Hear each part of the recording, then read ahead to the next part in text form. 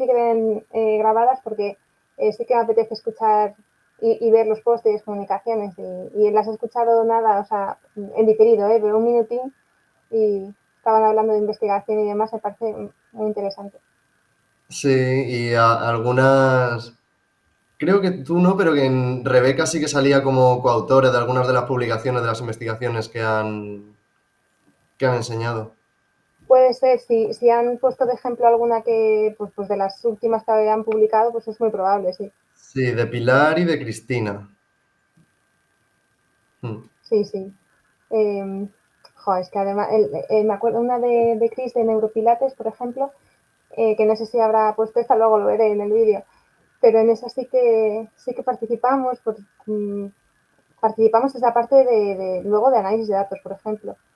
Que al final Mm. es lo bueno también de tener un equipo con pues, que diferentes personas pueden hacer diferentes cosas, al final Claro, puedes hacer más en conjunto.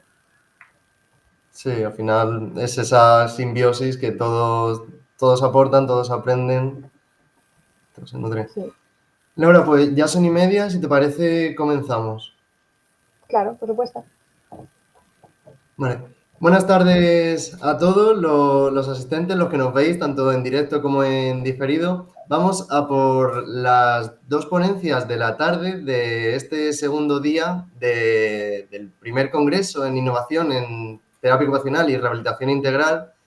Ahora tenemos el gusto de contar con la doctora Laura Delgado Lobete y su compañera en este trabajo que van a presentar y la investigación, que es Rebeca Montes Montes. Rebeca, por cuestiones personales, no puede asistir, pero desde el Congreso se ha contado desde el primer momento con ella y es coautora de todo lo que nos va a presentar Laura a continuación, ¿vale? Para tenerla en cuenta. Ella va a presentar la ponencia titulada De la investigación a la acción, enfoque para promover la participación ocupacional en el trastorno del desarrollo de la coordinación. Pues Laura, con mucho gusto estamos deseando escucharte. Bueno, muchísimas gracias, Pablo, por la presentación. Como he comentado, aunque estoy yo sola ahora mismo en la pantalla, esto es en nombre también de mi compañera, la profesora Rebeca Montes Montes, que, que hoy no puede acompañarnos, pero que es coautora y participa en todos los resultados de los trabajos que os vamos a presentar hoy. Y en primer lugar, nos gustaría agradecer sinceramente a todo el comité organizador de esta primera edición del Congreso Citori y a nuestro compañero también en la Universidad de Murcia, Pablo de Blas, por la organización y por la invitación. Estábamos comentando antes de esta ponencia que este tipo de formatos en el que nos permite reunirnos a personas de muchas partes, ¿no? de la geografía nacional e internacional, realmente es un formato en el que seguramente tenga mucho éxito en el futuro, porque no solo permite un punto de encuentro y de debate, sino que además también el método que han elegido los compañeros de Citori para presentar este congreso sí que recrea hasta cierto punto ese entorno de congreso, ese entorno en el que yo puedo entrar en una sala y entrar en otra sala y comentar y demás. Y esto que muchas veces es lo rico de los congresos y de las reuniones y que en algunos eventos online puede estar en riesgo, en este caso creo que han encontrado una fórmula, como le comentaba, que realmente es muy, muy interesante. Y bueno, para nosotras es un absoluto placer poder colaborar y más cuando hemos compartido cartel con otras compañeras y compañeros de profesión que han estado también hablando de temas muy, muy interesantes y también relacionados con lo que venimos a traer hoy. Entonces, voy a compartir la pantalla y a partir de ahora pues me verán a mí y verán también la presentación con un poco de suerte. De acuerdo. Como comentaba Pablo, pues venimos a hablar de una condición de salud que es, espero que si no la conocían hasta ahora, cuando termine esta charla y este espacio para el debate, probablemente descubran que sí que la conocían, aunque no la nombraran así, ¿no? El trastorno del desarrollo de la coordinación. Y hemos querido enfocarlo desde un punto de vista práctico, pero basado en la evidencia y en la investigación. Por eso comentaba que al final todo está relacionado, porque las compañeras de la Universidad Marta y Juan Carlos han estado hablando más pronto hoy sobre la importancia de la investigación, de la publicación científica. Posteriormente, otro compañero también ha estado hablando de cómo investigar en ciencias de la salud, y esto que quizá desde la parte clínica o práctica a veces no se ha podido ver de una manera tan relacionada, y puede que haya existido ese pequeño gap, ese vacío, esa distancia entre lo que se cocina en la universidad, los estudios que se hacen, la investigación, y luego la realidad clínica de nuestra práctica, ya sea desde terapia ocupacional, desde fisioterapia, desde psicología, desde todas las disciplinas que en definitiva nos encargamos de proporcionar o de mejorar la calidad de vida de las personas. Muchas veces se ha percibido esa separación, ese hueco, cuando realmente una cosa no puede ir sin la otra, ¿no? Nuestra práctica clínica debe estar basada en la evidencia, y para eso debemos familiarizarnos con todo el proceso de la investigación. Y es un poco lo que hemos querido aportar en esta charla, un granito de arena para acercar la investigación a la práctica clínica con un enfoque muy claro, y es promover la participación ocupacional en las personas que presentan este trastorno, que por comodidad llamaré TDC. Entonces, solemos empezar haciendo preguntas. A nosotras nos gusta mucho hacer preguntas y nos gusta más debatir las respuestas, ¿no? Y una pregunta que en su momento escuchamos hacer a la doctora Amanda Kirby, que es terapeuta ocupacional en Reino Unido y es una de las figuras que más ha investigado en el trastorno del desarrollo de la coordinación, es esta. Y es, evidentemente, es terapeuta ocupacional, al igual que Rebeca y que yo, y por lo tanto pues ya tiene la de formación profesional, ¿no? En todas las actividades, pensando en el punto de vista ocupacional, ¿es que hay alguna actividad que hagamos desde que nos levantamos hasta que nos acostamos que no requiera movimiento? Si pudiéramos hacer un análisis de la ocupación de todas esas actividades que componen nuestro día a día, sería muy complicado encontrar una actividad importante para nosotros que realmente no requiera un movimiento planificado, coordinado y dirigido a un objetivo. Y si pensamos además en la población escolar, esto yo creo que es todavía más difícil, porque todavía cuando somos mayores, pues a lo mejor por cuestiones de trabajo, pues tenemos que estar sentados en una silla y nuestro movimiento se reduce significativamente igual. A lo mejor no influye tanto si tenemos dificultades, ¿no? Pero un niño y una niña están construidos para que su desarrollo ocupacional sea a través de actividades con grandes demandas de destrezas motoras. Entonces, sabiendo esto, la siguiente pregunta pues, podría ser perfectamente qué pasa cuando tenemos dificultades para organizar bien esas destrezas motoras, para planificar bien y producir bien nuestro movimiento, qué impacto puede tener. Y he querido compartir con vosotros un vídeo que es del proyecto Impacto por el TDC, o por el DCD, como son sus siglas en inglés. Es un proyecto muy, muy interesante que se está realizando en Australia y que tiene por objetivo visibilizar el impacto que tiene este trastorno en la población infantil. Entonces, como es un vídeo muy pequeñito, pero tiene audio y no queremos que se retumbe, voy a silenciar durante los 20 segundos que dura mi micrófono para que puedan escuchar bien y luego lo reactivaré.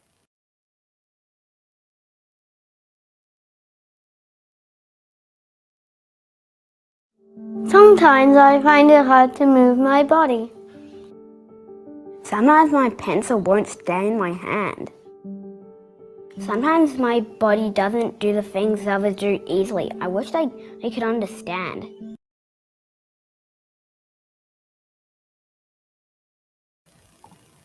Bueno, como había prometido, es un vídeo muy cortito y espero que se haya ido bien.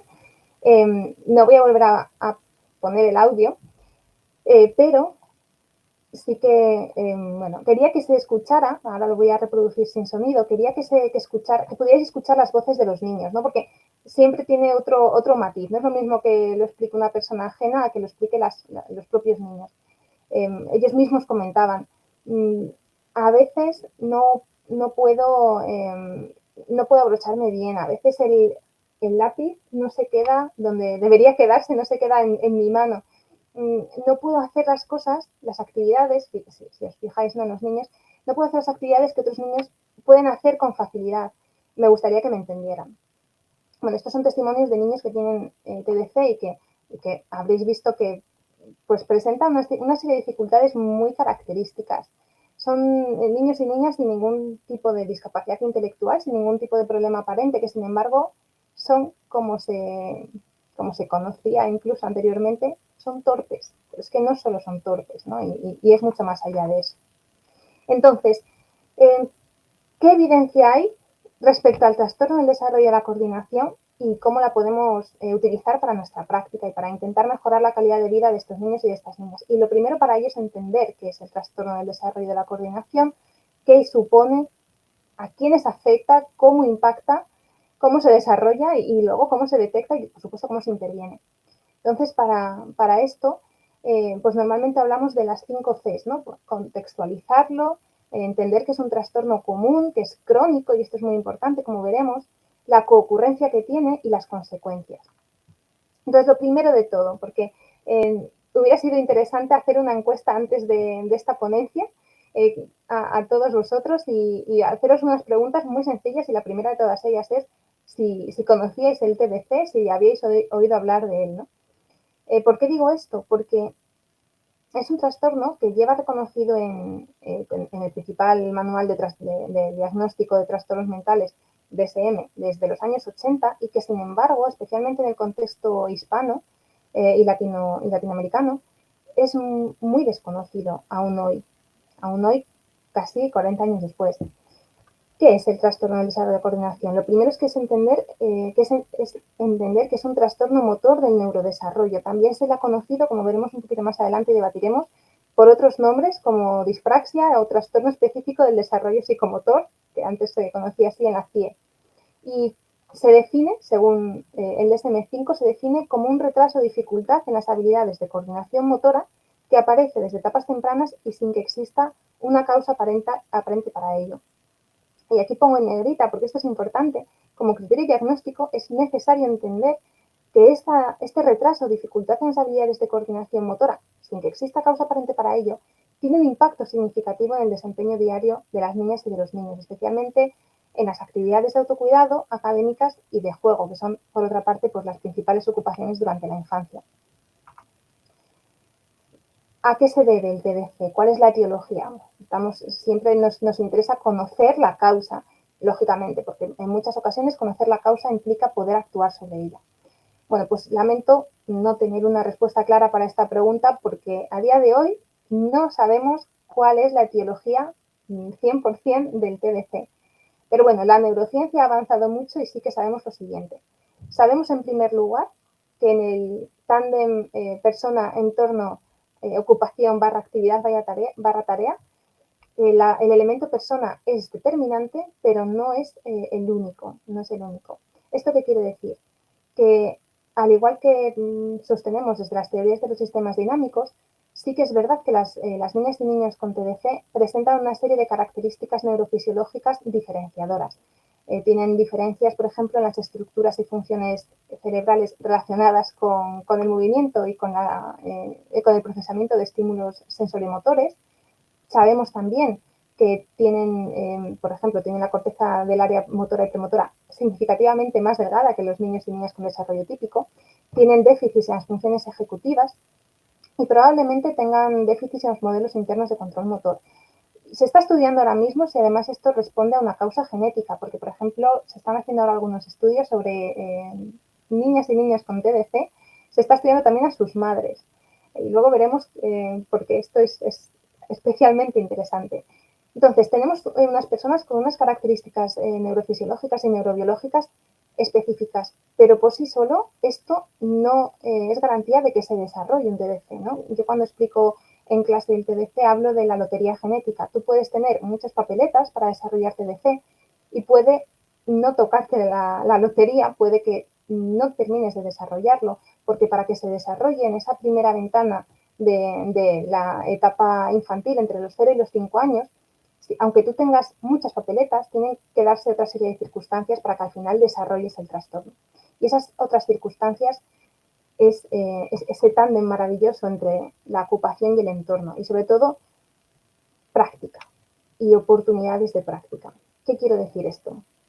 Es que entre los 0 y los 5 años hay un niño que tiene predisposición neurobiológica al desarrollo del TDC, tenemos una oportunidad de actuación, porque si durante esa ventana le proveemos de una práctica extensiva e intensiva y dirigida, y esto lo veremos al final de la ponencia, es posible que ese niño pueda no desarrollar TDC, es decir, que salvemos el diagnóstico y, por supuesto, al fin y al cabo, su calidad de vida. Entonces, esto es una ventana abierta a la práctica, a la esperanza y a la actuación, y por eso es determinante poder identificarlo a tiempo.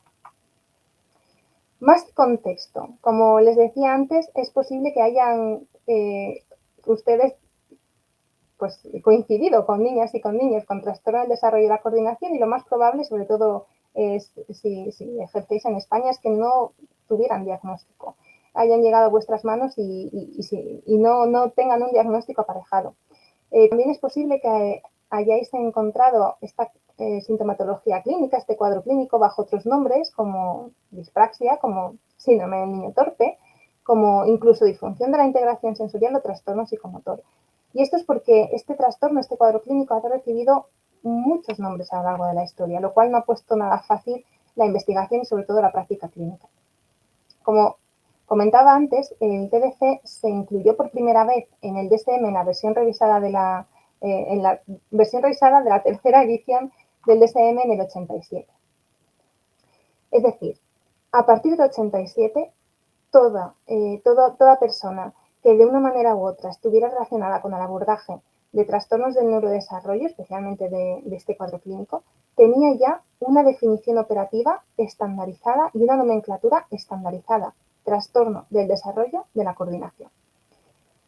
Y un poco por eso, y siempre me parece de derecho reconocer el trabajo que se ha hecho previamente, porque todo se hace en función de lo que ya han construido otras personas, pues 7 años después de que apareciera reconocido por primera vez el TDC en el DSM, 2 terapeutas ocupacionales realizaron una revisión sistemática solo para conocer cómo se estaba llamando en la literatura científica este trastorno. Y como veis en el gráfico, más del 50% de la literatura científica que realmente estaba hablando de TDC utilizaba otros nombres.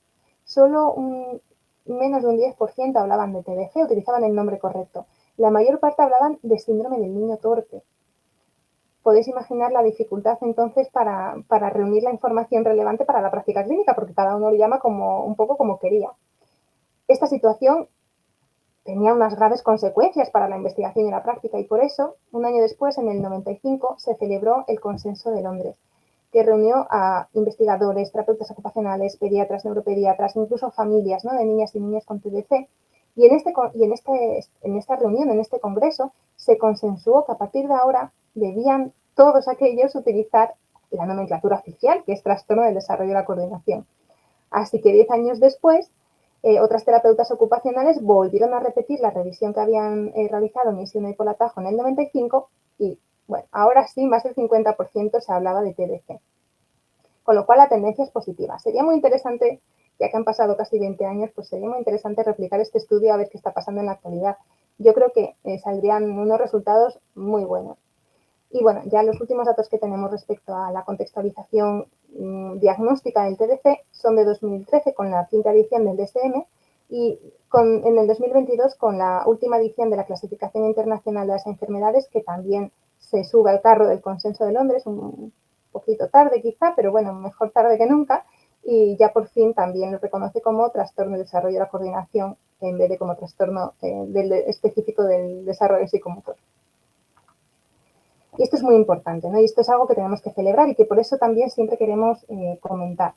Porque a lo mejor ahora sí que son capaces de decir, pues yo trato a estos niños, resulta que yo estoy dando atención a niños y niñas con TDC y no los llamaba así, no lo conocía, ¿no?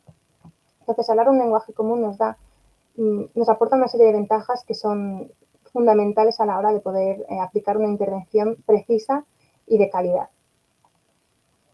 La segunda C es común. ¿Cuánto de común? Porque al fin y al cabo, bueno, pues evidentemente no va a tener tampoco la misma repercusión un trastorno que afecta a un 1% de la población que a uno que afecta al 10%, ¿no? Bueno, pues los datos más conservadores nos hablan de una prevalencia mundial de entre el 5 y el 6%, lo cual es una cifra alta. Estos datos, cuando se abren un poco los criterios diagnósticos o simplemente echando un vistazo a los estudios epidemiológicos que se realizan en las diferentes regiones del globo, los datos son mucho más amplios. Se habla de entre un 2 y un 20% de riesgo de TDC. No podemos hablar en este caso de un diagnóstico, de un diagnóstico establecido porque no suelen cumplir todos los criterios diagnósticos los estudios epidemiológicos por causa de recursos, básicamente, como ha comentado antes el profesor David Pérez Cruzado. Los recursos económicos son fundamentales para poder hacer buenos estudios y es muy costoso aplicar todos los criterios diagnósticos en los estudios poblacionales, pero sí que al menos dos. Y abre mucho, ¿no? Nos está hablando de un trastorno que tiene el potencial de afectar a una gran parte de la población escolar. Y además es que este trastorno no se distribuye de manera homogénea. Sabemos que los niños varones tienen más probabilidades de recibir diagnóstico que las niñas. La prematuridad también parece ser un factor de riesgo. El entorno socioeconómico familiar es determinante y en esto, claro, podemos pensar que es curioso, ¿no? ¿Cómo es posible que haya más prevalencia de TDC porque una familia tenga un bajo nivel socioeconómico en comparación a otra? ¿Qué es lo que puede tener que ver? Bueno, pues si recordamos, en la etiología del TDC influía de manera determinante las oportunidades de práctica que esa niña o ese niño recibía en sus etapas tempranas del desarrollo. Y una familia con menores recursos socioeconómicos es más probable que no pueda proveer de esa oportunidad enriquecida y, por lo tanto, que si un niño o niña tiene papeletas, pues más probable es que termine desarrollando el trastorno. Y por último, la región geográfica también, y esto también es curioso. Se encuentra incluso aplicando los mismos criterios diagnósticos e incluso aplicando herramientas adaptadas y puntos de corte adaptados a las diferentes poblaciones, se encuentra que la prevalencia de TDC es más frecuente en el sur de Europa respecto al norte de Europa y en el sur de América respecto al norte de América. Y esto también pues es curioso y quizá tenga mucho que ver con esas oportunidades de práctica. Y aquí ya no entra solo el tema socioeconómico, sino también los temas culturales, ¿no? ¿Qué rutinas, qué actividades motoras se están dando la oportunidad de practicar a las niñas y niños en nuestras diferentes sociedades? Además, este primer y este último factor interaccionan de manera muy curiosa, porque resulta que la influencia del género sobre la prevalencia de trastorno cambia en función de país. Y esto probablemente nos esté indicando que no haya una predisposición biológica más en el sexo masculino respecto al sexo femenino, sino que probablemente esto se esté viendo por una brecha de género en cuanto a la exposición y evaluación de actividades motoras. En lo siguiente, se trata también de un trastorno crónico, y esto es especialmente interesante, preguntarnos qué pasa con estas niñas y niños cuando crecen.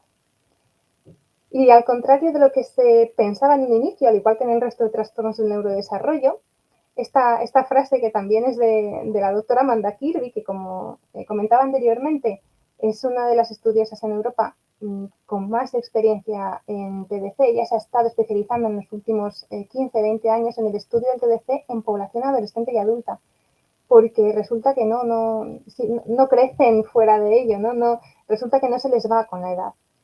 Entre el 30 y el 70% de las manifestaciones clínicas del TDC persisten en etapas posteriores, en etapas adolescentes y adultas. Y sin embargo, yo siempre digo que el TDC es un problema insidioso cuando las personas crecen, porque una persona que no ha recibido diagnóstico, un adolescente o un adulto que no ha recibido diagnóstico de TDC en la etapa escolar, que es cuando o incluso en la etapa infantil, que es cuando se debería identificar, y que por lo tanto son conscientes de que han tenido dificultades a lo largo de su vida, pero no le han puesto nombre, probablemente ni siquiera sepan que existe un trastorno que se llama TDC, resulta que no lo perciben como un problema motor. El 85% de las personas adolescentes adultas que reciben el diagnóstico de TDC siendo adolescente o adulta, lo hacen porque han ido a consulta, especialmente de terapia ocupacional, y en la mayor parte, en más del 80%, no por síntomas motores. Es decir, terminan recibiendo diagnóstico de TDC y eso es casi el final de una ruta que se inicia porque yo voy a terapia ocupacional porque tengo dificultades para organizar mi rutina, tengo dificultades psicosociales, tengo dificultades para implicarme en actividades que me gustan hacer, tengo dificultades para conducir, tengo dificultades para mantener relaciones sociales. Y resulta que una terapeuta ocupacional o un terapeuta ocupacional debe conocer estas manifestaciones clínicas en la etapa adolescente y adulta porque en muchos casos están revelando un trastorno motor de base. Y es problemática la situación del TDC en adolescencia y etapa adulta, es muy problemática, principalmente por un fallo en la identificación.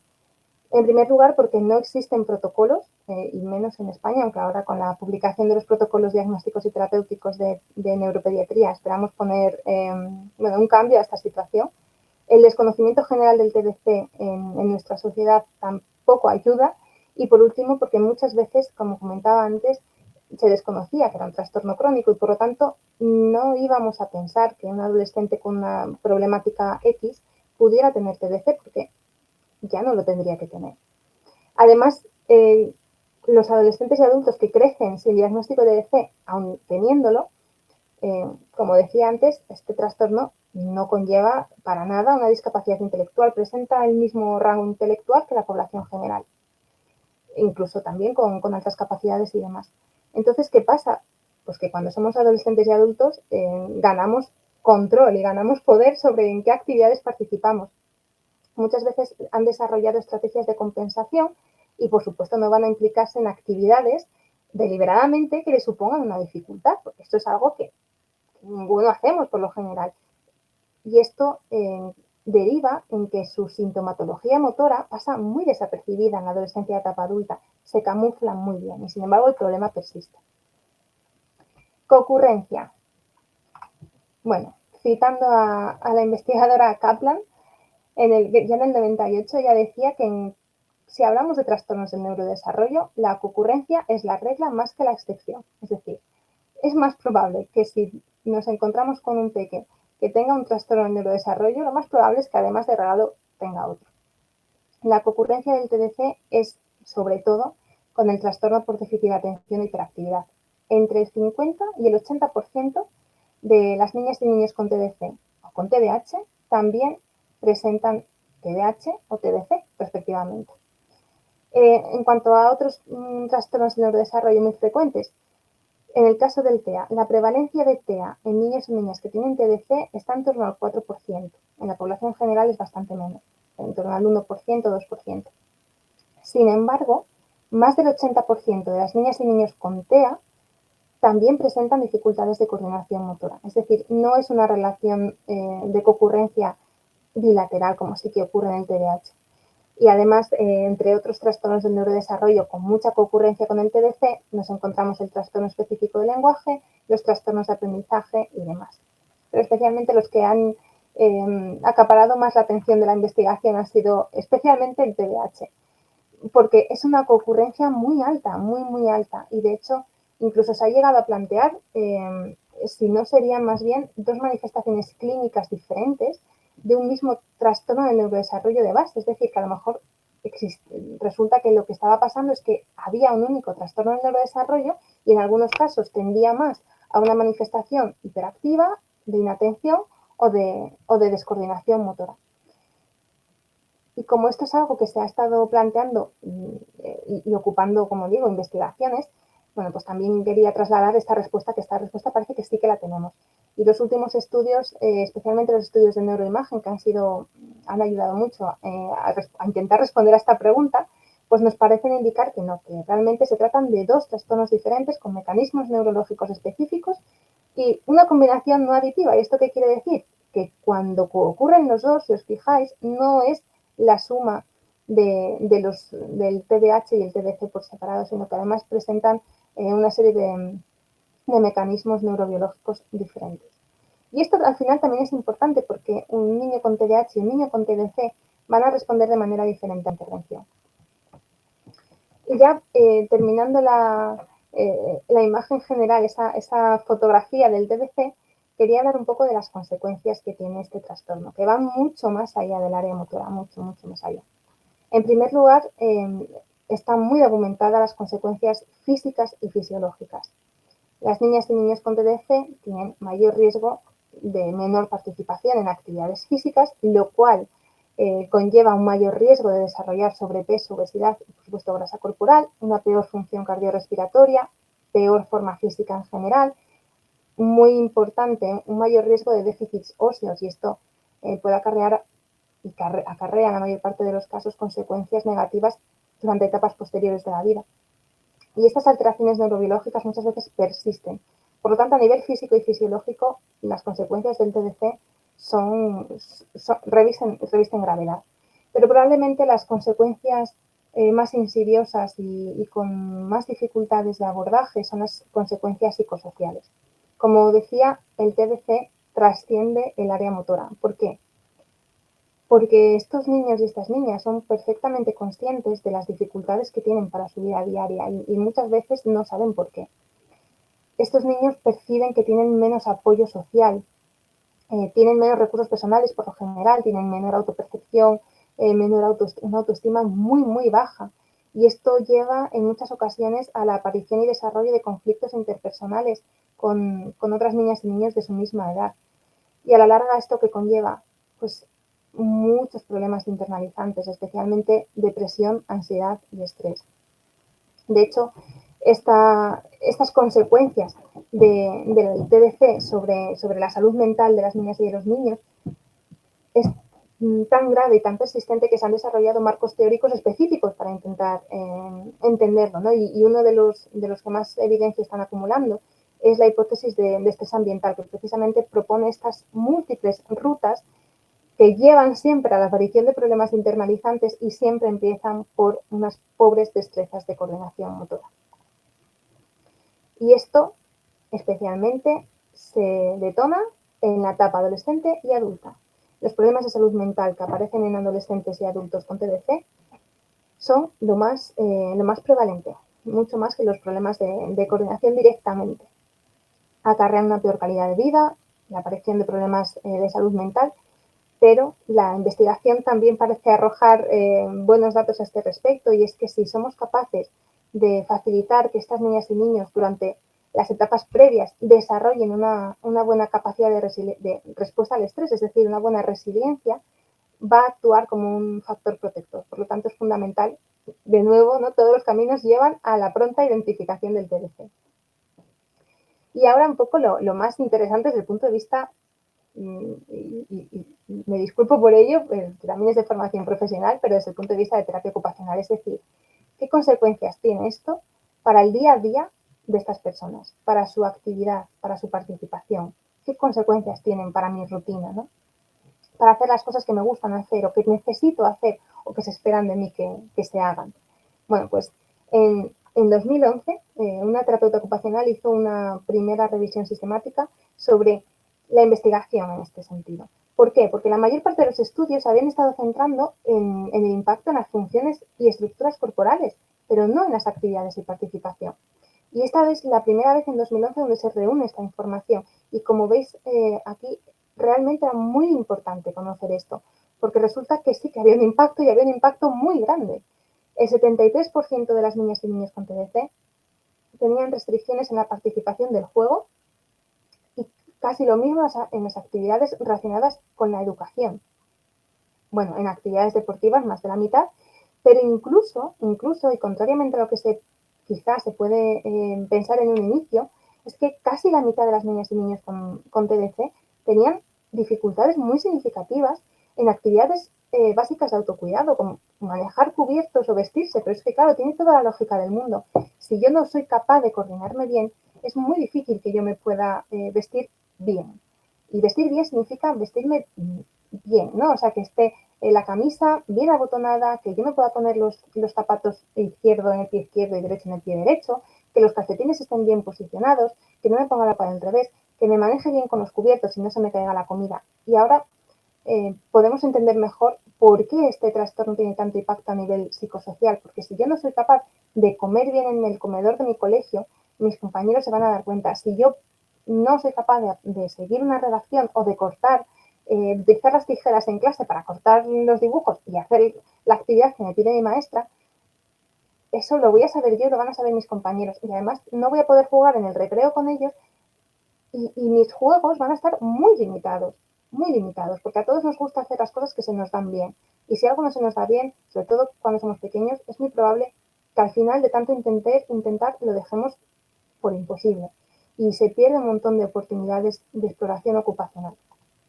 Bueno, en los últimos 10-15 años, desde la publicación de esa revisión sistemática, se han seguido haciendo estudios originales que vienen a confirmar lo que ya nos adelantaba esa revisión, pero ampliándolo incluso a otras poblaciones, incluso a niñas y niños preescolares.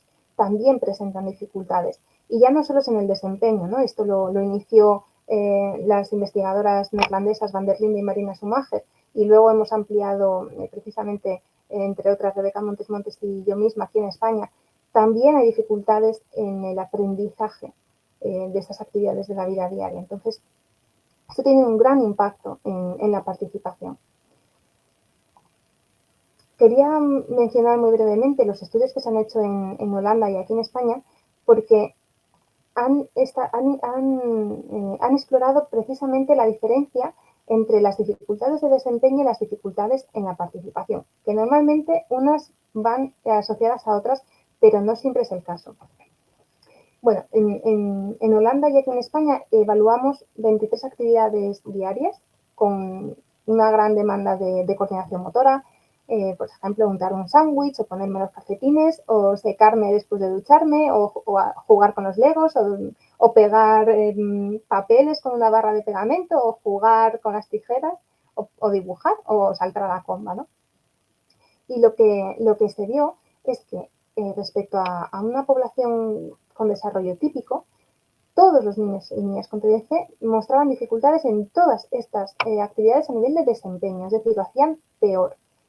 Y además participaban menos. Esto implicaba, el que no lo pudieran hacer bien, implicaba que se estaban implicando menos en las ocupaciones. Es decir, estábamos ante una deprivación ocupacional por un hecho puro y duro de desempeño. No porque no tuvieran el acceso a esa ocupación, sino porque lo hacían mal y eso suponía que no lo hacían al final. Y esto en España lo hemos visto no solo en niños y niñas con diagnóstico clínico de TDC, porque es muy complicado encontrar niños y niñas españoles con diagnóstico, sino en aquellos que estaban en riesgo de TDC. Es decir, aunque no cumplieran todos los criterios diagnósticos, en el momento en que tenían una dificultad motora, ya tenían una menor participación en todas las actividades, tanto de autocuidado como más de motricidad fina, además de motricidad gruesa. Y todo esto, está sacado de una de nuestras publicaciones al respecto. Planteamos este modelo teórico, esto es lo que llevamos a testear, y este modelo lo pudimos confirmar en una muestra de unos 370 niños y niñas españoles. Y quizás un poco lioso porque los modelos gráficos al final están compuestos de muchas flechas y de muchos números, pero a modo de resumen lo que hemos visto es que si pudiéramos dibujar el aprendizaje de ocupaciones, cómo de bien las podemos hacer y cuánto participamos en ellas y además tuviéramos en cuenta nuestros factores individuales y ambientales, resulta que el impacto, la influencia que tienen estas piezas del puzzle, las que ven en verde, sobre la participación, a veces son directas y a veces son indirectas, pero todas tienen que pagar un peaje, el peaje del desempeño motor. Y esto es, por lo tanto, fundamental para orientar nuestras intervenciones, porque lo que queremos es que estas niñas y niños puedan participar plenamente en sus ocupaciones diarias. Bueno, pues tenemos que pagar este peaje, el peaje del desempeño. Tenemos que ser capaces de que puedan desarrollar estrategias para que se sientan que lo hacen bien, si no, no van a participar. Por lo tanto, todos estos factores, el retraso en el aprendizaje, los factores individuales y del entorno, van a influir directamente en el desempeño e indirectamente en la participación. Y hemos estado hablando de las consecuencias ocupacionales durante la etapa escolar, pero en la etapa adulta esto también aparece. Como digo, es un trastorno insidioso y las manifestaciones y dificultades cambian. Una dificultad muy típica es la dificultad para, por ejemplo, conducir. El aislamiento social, probablemente derivada del no haberse podido implicar en actividades lúdicas y sociales con normalidad en la etapa escolar, actividades académicas y de organización en general, les cuesta mucho. Entonces, bueno, ahora que ya conocemos el TDC, conocemos a cuánto afecta, conocemos en qué consiste, con quién se puede venir acompañado y con quién es más probable que nos lo encontremos y qué consecuencias tiene, bueno, pues, ¿qué está pasando en España?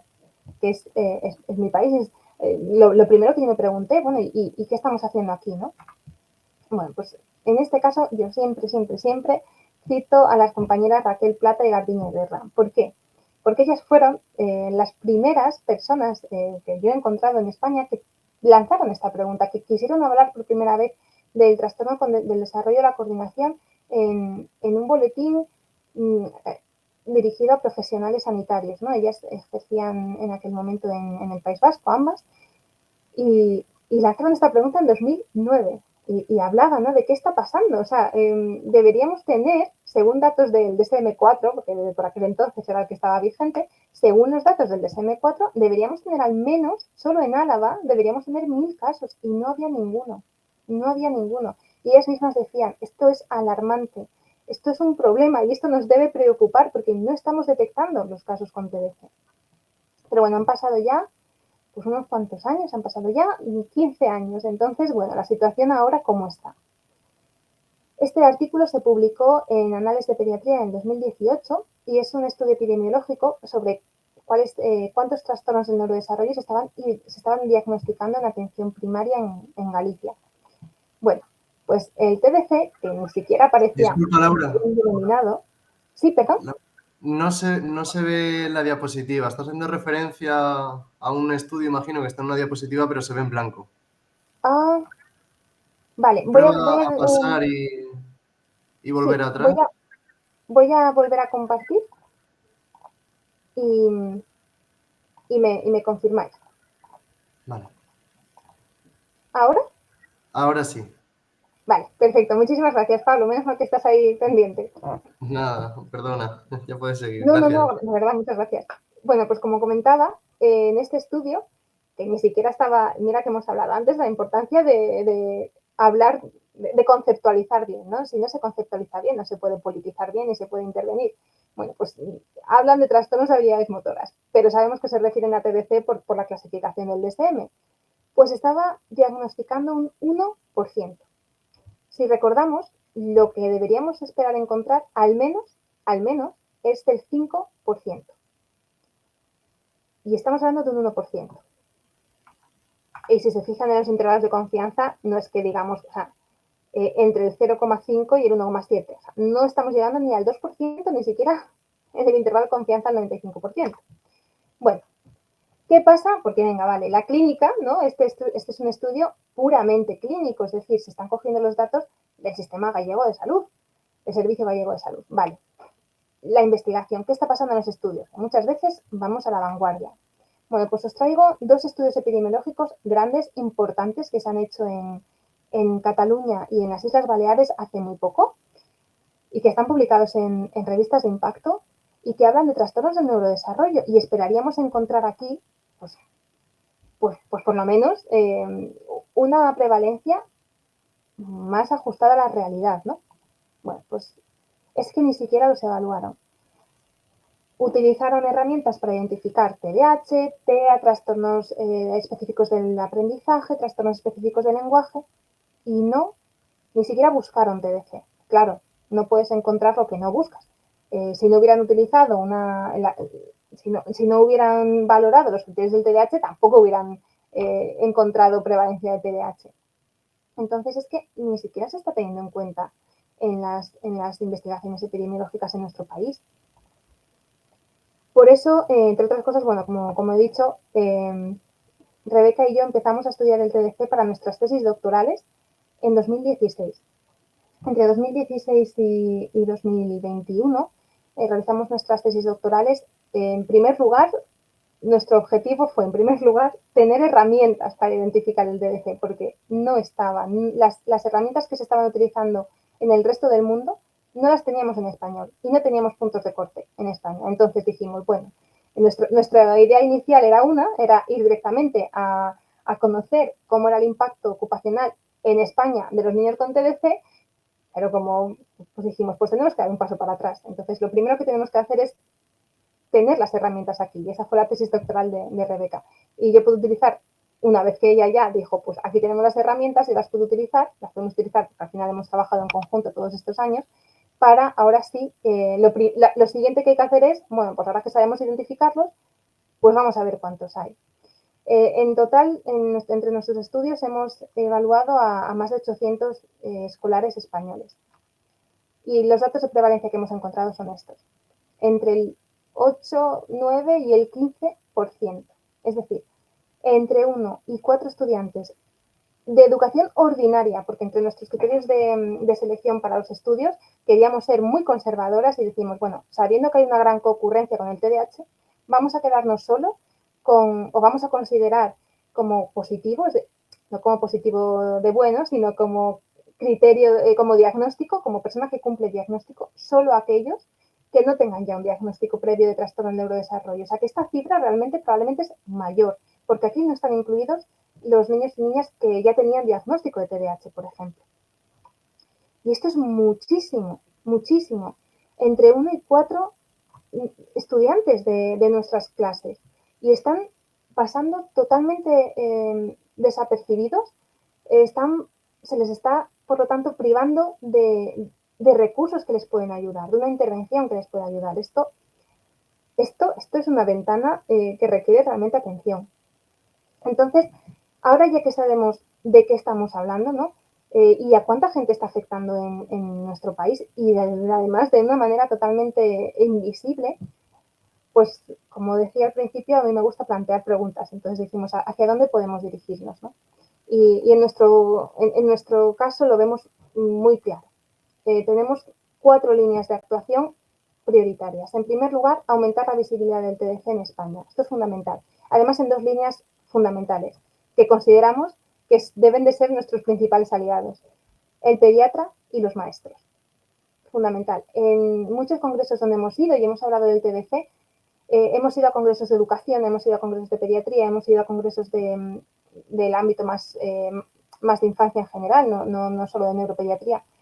Cuando íbamos a los congresos de educación, íbamos porque considerábamos que ahí teníamos un gran aliado en la maestra de educación primaria. Y no había congreso donde al finalizar la comunicación de la ponencia no venían compañeros de educación y nos decían, es que yo tengo estos niños en mi clase, es que estabais hablando y estaba viendo a X o a Z. Y yo sabía que, o sea, y les veo que tienen dificultades y no sabía cómo ayudarles. Y esto es fundamental porque en el momento en que se identifica en clase, podemos empezar a ayudar. Y por otro lado, el pediatra, lógicamente. ¿Por qué? Porque al pediatra tienen que todos los niños. Entonces, si un pediatra conoce el TDC y conoce las manifestaciones clínicas del TDC, sabe qué tiene que preguntar en consulta, qué tiene que preguntar a esa madre o a ese padre para saber si ese niño o esa niña tiene dificultades que pueden ser, que por lo menos merezca la pena hacer un cribado, ¿no? y descartar el TDC a lo mejor. Entonces, esta es la primera línea. En segundo lugar, tenemos que contribuir desde terapia ocupacional, no es que tengamos, es que debemos contribuir al diagnóstico del TDC. Ahora iré brevemente a ello, pero es uno de las pocas situaciones en las que el propio DSM, bueno, más bien la propia Academia Europea de Discapacidad Infantil, recomienda, y es una recomendación con un nivel 1A de evidencia, que en el equipo diagnóstico del TDC tenga que estar un terapeuta ocupacional, porque uno de los criterios diagnósticos es que haya un impacto ocupacional. En tercer lugar, hacer intervenciones basadas en la evidencia. Y para eso tenemos que conocer la evidencia. Y esto es muy importante, porque en el momento en que empecemos a identificar a estas niñas y estos niños, tenemos que ser capaces de ofrecerles una intervención de calidad. Intervenciones que funcionen, no aquellas que no, aunque sean muy populares o nos hayamos formado en ellas y nos funcionen para otros casos. Tenemos que saber que no hay ojalá hubiera una solución mágica para todos, pero no es el caso, ¿no? Entonces tenemos que poder decidir con criterio qué tipo de intervención funciona aquí. Y por último, por supuesto, aumentar la evidencia científica, publicar mucho y publicar más, porque en España se publica muy poco el TDC, a pesar de que en Europa es una de las condiciones de salud en las que más se investiga. Entonces, bueno, muy brevemente, pero sí que queríamos poder comentar algunas indicaciones prácticas para contribuir al diagnóstico e intervenir para que pudiéramos llevarnos a casa, ¿no? Entonces, ¿cómo es esto de que contribuimos al diagnóstico? Porque un terapeuta ocupacional no diagnostica, diagnostica la médica, diagnostica en algunos casos la psicóloga, no TDC, me refiero en general. Terapeuta ocupacional, hacemos nuestro diagnóstico ocupacional, pero no ponemos etiquetas. Bueno, pues como decía, este es uno de los pocos casos, yo personalmente es el único que conozco, en el que sí que contribuimos al diagnóstico. ¿Por qué? Porque como toda condición de salud, el TDC tiene criterios diagnósticos, tiene 4. Tiene 2 criterios que permiten identificar y 2 criterios que permiten discriminar. Los criterios que Perdona, Laura, identifican... se ha vuelto a quedar la pantalla en negro. Vale, no hay problema, vuelvo a compartir. Vale.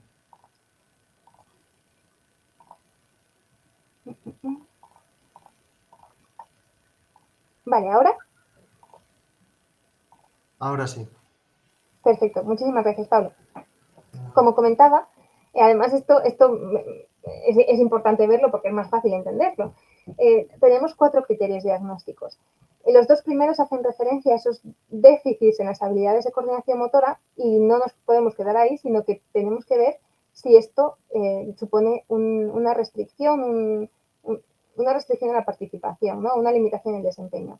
Y luego tenemos 2 criterios que lo que nos permiten es poder discriminar si estas dificultades de coordinación motora y su impacto diario se han desarrollado en el periodo temprano del desarrollo y que no se explican mejor por otras causas, porque si una persona, por ejemplo, un niño o una niña, no ha tenido ningún problema y resulta que con 5 años se ha caído de un columpio, se ha dado un golpe en la cabeza, ha desarrollado un TCE y a partir de entonces sí que tiene dificultades de coordinación motora que interfieren en su vida diaria, eso no es un trastorno del neurodesarrollo, eso es un trastorno adquirido, eso es una condición adquirida, ¿no?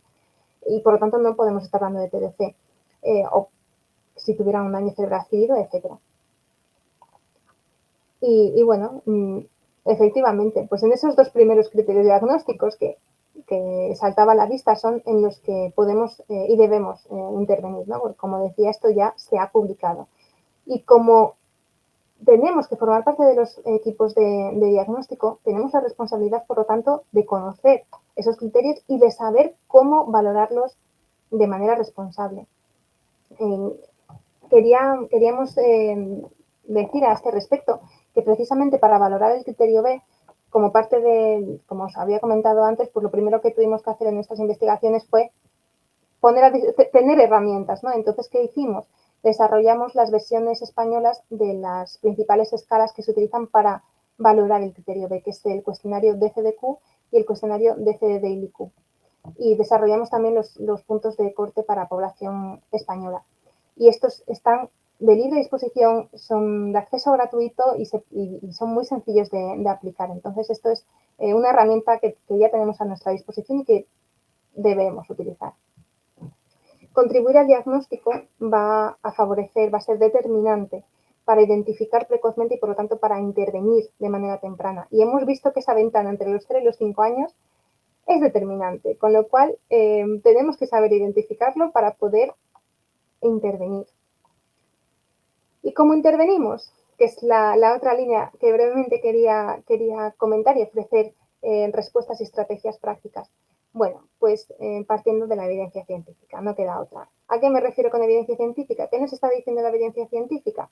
Pues que lo que funciona son todas aquellas estrategias, abordajes, protocolos que tienen una fundamentación teórica en los modelos, en los sistemas de sistemas dinámicos, en los marcos de aprendizaje motor, en los marcos adquisicionales, en los marcos rehabilitadores, en los marcos cognitivo-conductuales, en una combinación, no en cada uno de ellos por separado, sino en el uso combinado de ambos y además enfocados en la ocupación.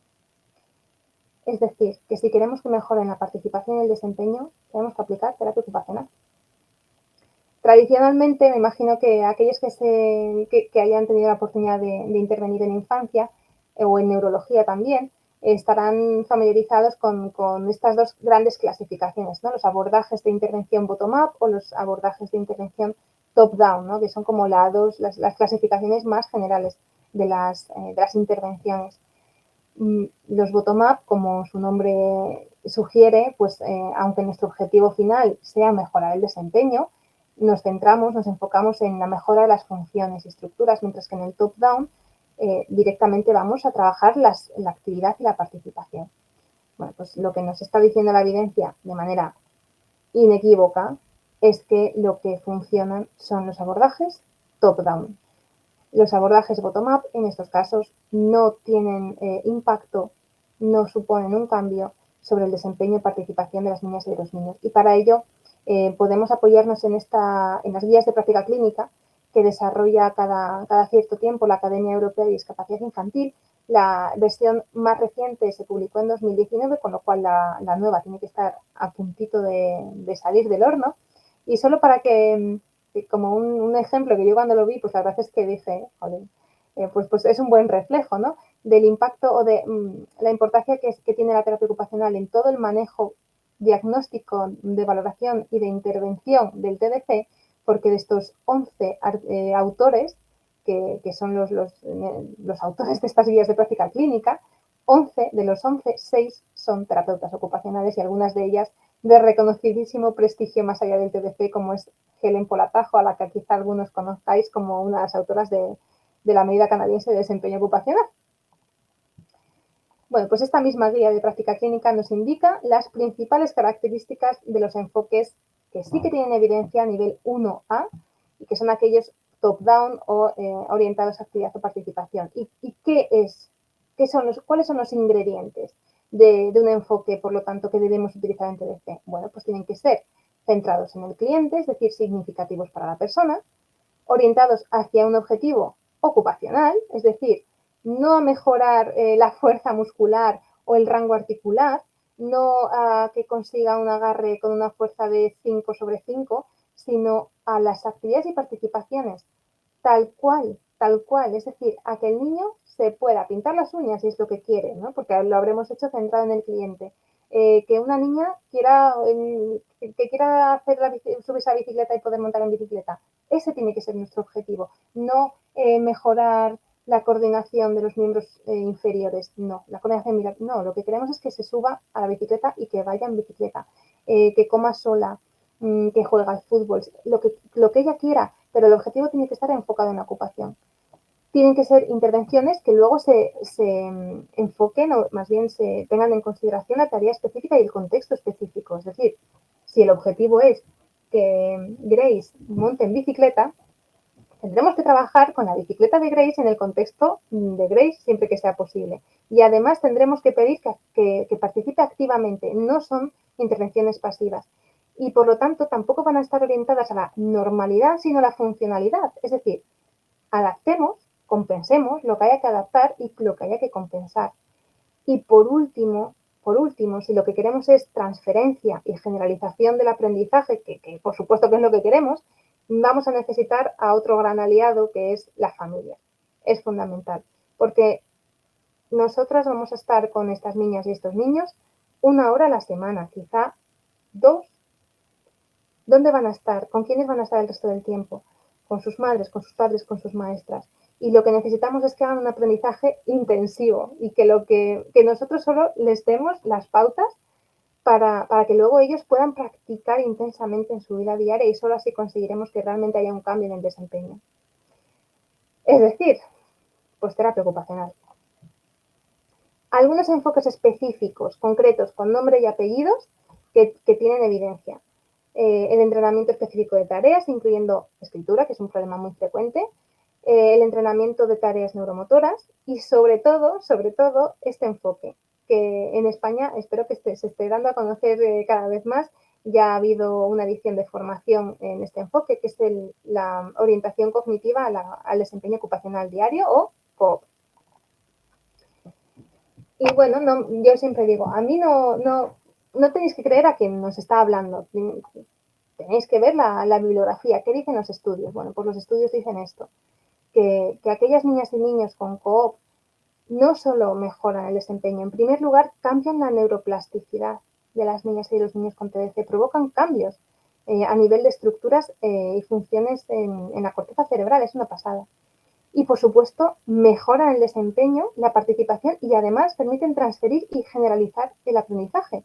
Y esto es maravilloso, realmente es maravilloso, porque esto quiere decir que literalmente, con el terapeuta ocupacional trabajan 3 actividades, porque esto forma parte del protocolo de este abordaje en concreto, trabajan 3, pero evalúan antes y después 4 actividades. ¿Y qué encuentran? Que esa cuarta actividad que no se ha trabajado también mejora, porque las niñas y los niños han sido capaces de generalizar las estrategias trabajadas con el terapeuta ocupacional a otras actividades de su día a día. Eso es fantástico, eso es fantástico. Les estamos dando el poder y las herramientas para que puedan ser sus propios terapeutas ocupacionales. Y bueno, como ven, pues no solo en TDC, aquí les comparto una de nuestras últimas publicaciones que se ha publicado este mes, no, en noviembre, en la Revista Americana de Terapia Ocupacional, en el que hemos hecho una revisión bibliométrica de la investigación publicada hasta ahora de este enfoque de intervención, y resulta que no solo funciona en TDC, funcionan en muchas otras poblaciones. Por lo tanto, pues como suele decirse, yo me guío por lo que está escrito, publicado y contrastado, ¿no? Es un enfoque que merece mucho la pena. Y básicamente nuestra pregunta sería, bueno, entonces es cuestión de practicar, ¿no? Es cuestión de practicar esas actividades. No solo es cuestión de practicar y practicar, es saber cómo proporcionar esa práctica.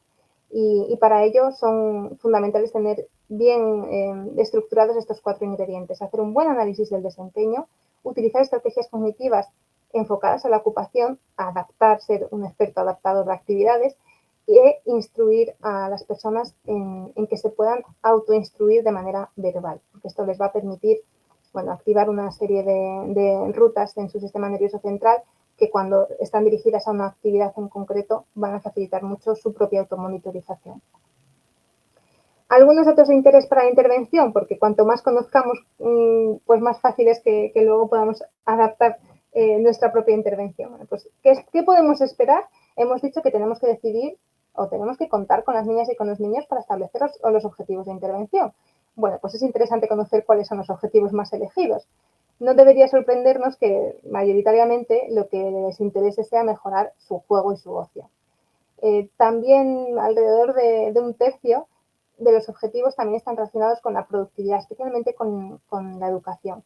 Y solo un 20% no llega de las actividades escogidas por los niños se relacionan con el autocuidado, a pesar de que es una de las áreas donde más restricciones tienen.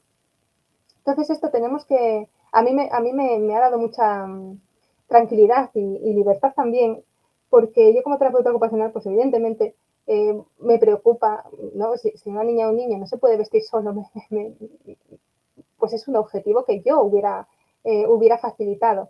Entonces, si tengo que negociar con mi cliente, que es así, qué objetivos vamos a trabajar, y yo espero que lo más probable es que escoja otros, bueno, pues el saberlo a mí también me permite, pues, prepararme mejor y decir, bueno, pues Laura, es que esto es así, tienes que negociarás de otra manera o empezaremos por sus propios objetivos, ¿no? Porque es lo más probable que vaya a pasar. Muchas veces también nos encontramos ante esta realidad clínica, y es que ojalá pudiéramos hacer una aplicación individual de todas nuestras terapias, pero muchas veces no es así. Bueno, pues por suerte este tipo de intervención, si lo hacemos bien, también funciona a nivel grupal. No hay problema. Es más, hay algún estudio, bueno, siempre que sean grupos pequeños, por supuesto, pero hay algún estudio que incluso indica que al hacerlo de manera grupal mejora también su participación social, con lo cual, pues incluso podría ser positivo. Y, por supuesto, involucrar a las familias. Esto es fundamental. Tenemos que abrir las puertas, meterlos en las sesiones, explicar qué estamos haciendo, por qué lo estamos haciendo, porque ellos lo tienen que hacer también en casa. Ellos van a tener que aplicar nuestras indicaciones, nuestras prescripciones en el hogar, para que esta niña pueda seguir practicando todo lo que pueda. Ya para finalizar, como bueno, esta ponencia va a estar grabada, la podrán rescatar las herramientas que están aquí, pero sí que queríamos incluir algunas de las herramientas interesantes para utilizar en TDC, porque evidentemente hay que valorar y hay que reevaluar y hay que contrastar. Y una de las dificultades que tenemos siempre es saber con qué hacerlo, ¿no?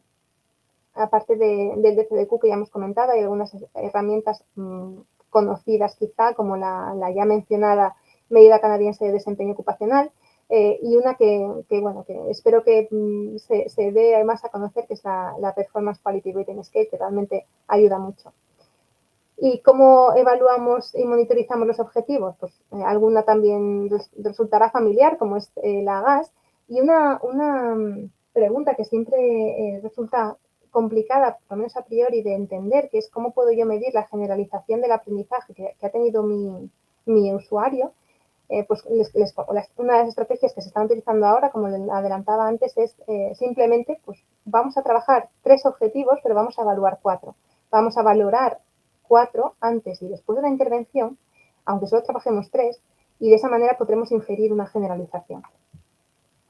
Y ya por último, para aumentar la visibilidad en España, bueno, pues una de las estrategias que hemos estado siguiendo y que uno de los frutos que ya podemos compartir es es la publicación de la edición más actual de los protocolos diagnósticos y terapéuticos en neurología pediátrica, que se publicó en 2022, a pesar de que los empezamos a elaborar a finales de 2019. Y por primera vez se ha incluido un capítulo del trastorno del desarrollo y la coordinación. Y esta es una de las, uno de los episodios de los que más personalmente orgullosa me siento, porque el coordinador de este capítulo, el doctor Gonzalo Ros Cervera, que era el encargado de desarrollar el capítulo del TDC, conoció nuestras investigaciones y porque eran las únicas que estaban publicándose en España, y por eso quiso contar con nosotras, en este caso conmigo, que fue la que contribuyó al capítulo. Y por eso es importante, entre otras cosas, hacer investigación, porque eso te permite poder desarrollar un protocolo, que esto es ahora la guía que van a seguir los pediatras y los neuropediatras. Y por primera vez tienen un protocolo que habla del TDC. Por lo tanto, yo creo que este es un paso, insisto, muy motivo de orgullo, y espero que siga dando fruto. Así que nada, muchísimas gracias por su atención. Creo que siempre nos gusta terminar con esta diapositiva, porque es un poco lo que para qué hacemos todo esto, ¿no? Pues para conseguir que estas niñas y que estos niños se sientan superhéroes y puedan volver a su vida y hacer las actividades que les gustan y a sentirse plenos. Y tienen todo el derecho a ello. Y nada, ha sido un placer.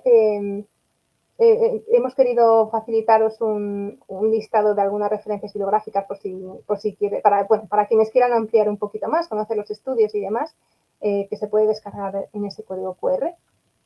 Y con esto, pues agradezco en nombre de Rebeca y en mi nombre una vez más al comité organizador, y nada, quedo a disposición de las dudas o las preguntas o del debate que quieran surgir.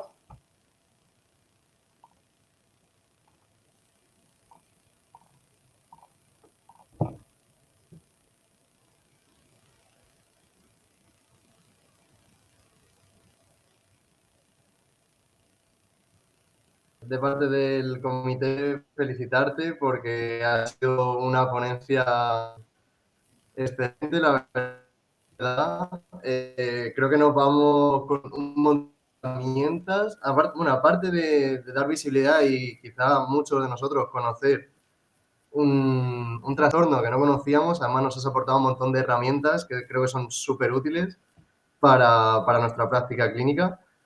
Y además se nota un montón la pasión con la que transmites este tema, se nota que te gusta y que lo has trabajado, como lo habéis trabajado un montón, hablo en plural, porque aunque Rebeca no esté aquí, también va parte de todo ello. Así que de verdad que felicidades y enhorabuena. Muchísimas gracias. La verdad es que sí, que tenemos mucha pasión a este tema, porque también hemos tenido la oportunidad de conocer a muchas familias en estos años que muchas veces se sentían perdidos, no sabían cómo ayudar a sus hijos, y de repente dices tú, jolín, esto tiene nombre, ¿no? Y en el momento en que tiene nombre puedo empezar a buscar y puedo empezar a intentar ayudarle mejor, ¿no? O de una manera más precisa. Así que sí, la verdad es que es un tema apasionante y que tenemos una oportunidad y una responsabilidad de actuación fundamental.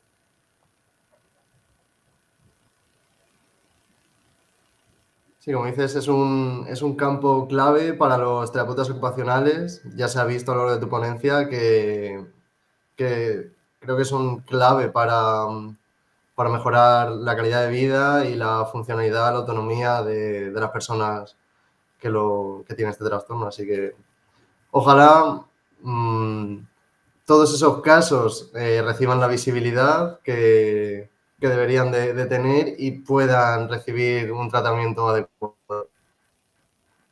Sí, yo soy optimista. Yo creo que estamos en el buen camino para ello.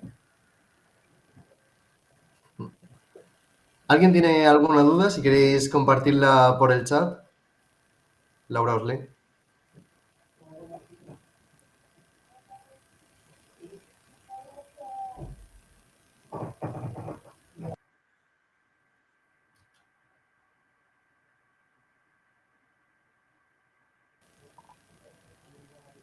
Jean-Pierre pregunta, ¿dónde se puede formar uno en Coop?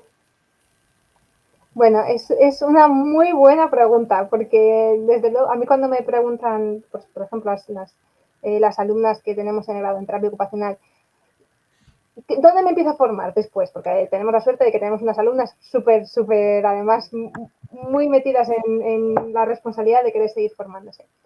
Y yo siempre digo, yo empezaría por Coop. Si yo ahora volviera a graduarme, me formaría en Coop. ¿Dónde? ¿No? La siguiente pregunta es, vale, estupendo, ¿y ahora a dónde puedo ir? Bueno, Jean-Pierre, si tienes la suerte, como creo que así es, de estar en países anglosajones, es mucho más probable que puedas encontrar una formación más cercana en el tiempo y más cercana a tu casa en COP. La formación en COP se regula a través de una organización que se llama ICANN, que luego puedo, si quieres, es más, voy a buscarla ahora mismo en internet y así la puedo compartir por el chat, porque entiendo que tiene... ¿Todo el mundo puede ver el chat, Pablo? Sí, todos pueden verlo y escribir. Vale, estupendo. Pues lo voy a poner por aquí, por el chat. Este es el intervínculo. Entonces, bueno, lo primero yo empezaría a leer, me cogería los primeros protocolos que se publicaron en el 91, los publicó precisamente Helen Polatajo y otra terapeuta ocupacional que se apellida Miller, pero nunca me acuerdo del nombre, que son las que desarrollaron ellas son las que... COP se desarrolló por la terapeuta ocupacional Helen Polatajo en su tesis doctoral en los 90. Entonces lo publicaron creo que fue en Physical and Occupational Therapy in Pediatrics, los protocolos, y de ahí ya puedes, yo siempre aconsejo que antes de hacer la formación se lean en profundidad los protocolos, porque la formación son 20 horas y si tú ya llevas empollado toda la base teórica, sacas muchísimo más provecho a la formación y puedes hacer muchas más preguntas prácticas, vas a entender mucho mejor los casos, las prácticas. Yo empezaría por leer ese y también de hecho creo que si dentro de la página yo creo recordar que había como un apartado de publicaciones y en ese apartado de publicaciones pues estaban por supuesto estos protocolos y también un manual que se publicó que ahora es muy difícil de conseguir porque está descatalogado, lo cual es una pena, pero me consta que se está trabajando en una nueva edición, que espero que esté disponible pronto, porque yo tengo el original, pero también quiero el nuevo, y que es un manual muy detallado. Entonces, si te puedes hacer con eso, estupendo. Y ya, una vez que lo haces, o si vamos directamente a la formación, en esta web está puesto los próximos cursos. Aquí en España lo tenemos un poquito complicado porque la única instructora que yo tenga constancia que hable español porque es española es la terapeuta ocupacional Hortensia Jimeno, que trabaja en Reino Unido. De hecho, ahora está, si no me equivoco, hace bien poco, bueno, tiene una carrera investigadora meteórica. Es un auténtico privilegio tenerla como compañera de disciplina. Entonces tiene ahora muchas responsabilidades y pues probablemente no le pueda dedicar el tiempo que a ella le gustaría a la formación de COP. La última formación fue en 2000, bueno, la última y la única que yo tengo constancia que hubo en España, fue en 2022, creo que fue en 2020, creo que sí, porque creo que fue hace 2 años. Entonces, sé que hay mucha demanda para que se repita, y porque además se llenaron las plazas, hubo lista de espera, y sé que hay mucha demanda de repetirse, y sé que se están buscando fechas. Entonces, cuando se vuelva a ofertar, me imagino que también se anunciará debidamente. Pues la última formación la organizó el Centro Banner en Valencia. Entonces, yo estaría atenta por si acaso dentro de poco tenemos la suerte de que se haga otra edición.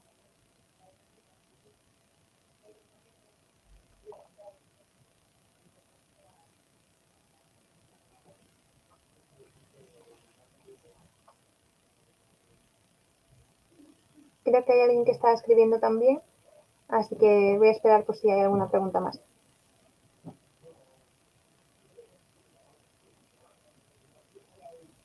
De nada, Jean-Pierre, de verdad, es un placer. ¿Cuál es el siguiente paso del TDC y la terapia ocupacional? Pues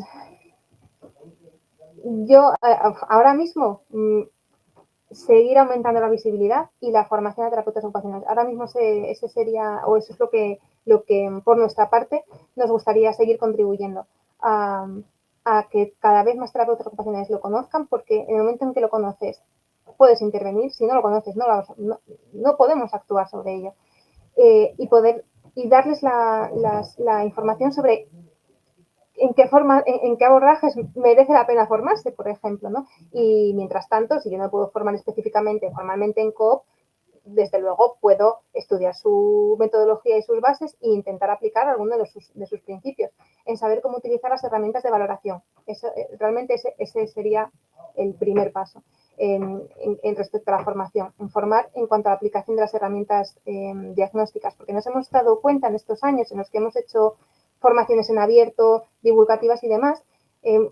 Luego muchos compañeros nos pedían, oye, ¿nos podéis enviar esas escalas? A pesar de que están disponibles, pero a lo mejor no tengo acceso a la revista americana, o a lo mejor no la encuentro, no todo el mundo tiene por qué saber manejarse en los buscadores bibliográficos, ¿no?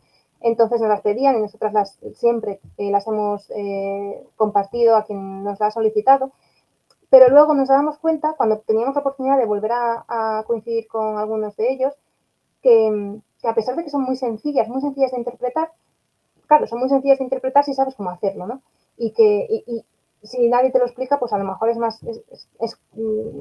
pues no tienes por qué saber hacerlo bien, o puedes tener dudas, lógicamente. Entonces, ese es el primer paso que queremos hacer en cuanto a la formación.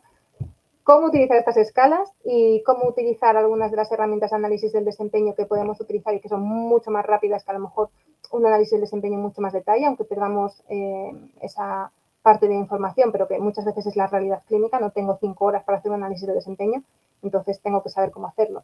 Ese sería el siguiente paso.